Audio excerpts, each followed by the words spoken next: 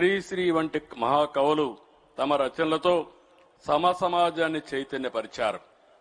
ఇవన్నీ మనం మర్చిపోకుండా గుర్తుపెట్టుకోవాల్సిన అవసరం ఉంది.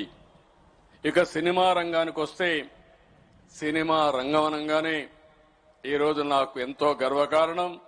దానికి చిరునామాగా, క్రియేటివ్కి చిరునామాగా తెలుగు సినిమా తయారైంది.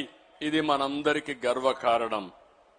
భక్త ప్రహ్లాద మొదలుకొని బాహుబలి వరకు, ఇక మీరు ఒకసారి ఇది చూసినప్పుడు ఎన్టీ రామారావు గారు చరిత్ర ఉన్నంత వరకు తెలుగువారి గుండెల్లో శాశ్వతంగా ఉండే వ్యక్తి, ఉండనున్న వ్యక్తి నందమూరి తారక రామారావు గారనే విషయం మనం మర్చిపోవడానికి వీలు లేదు. ఒక వెంకటేశ్వర స్వామిని చూడాలన్నా, శ్రీకృష్ణుడు రూపం చూడాలన్నా, లేకుంటే పేదవాడిని ట్యాక్సీ డ్రైవర్గా చూడాలన్నా, లేకపోతే ఏది మనం గుర్తుపెట్టుకోవాలన్నా సమాజంలో ప్రగాఢమైన ముద్ర వేసిన వ్యక్తి ఎన్టీ రామారావు గారు. ఈ జిల్లాకు వస్తే ఎన్టీఆర్, ఏఎన్ఆర్, ఈ ప్రాంతం నుంచే కృష్ణ, శోభన్ బాబు, ఎస్సీఆర్ అందరూ ఇక్కడి నుంచే వచ్చారు.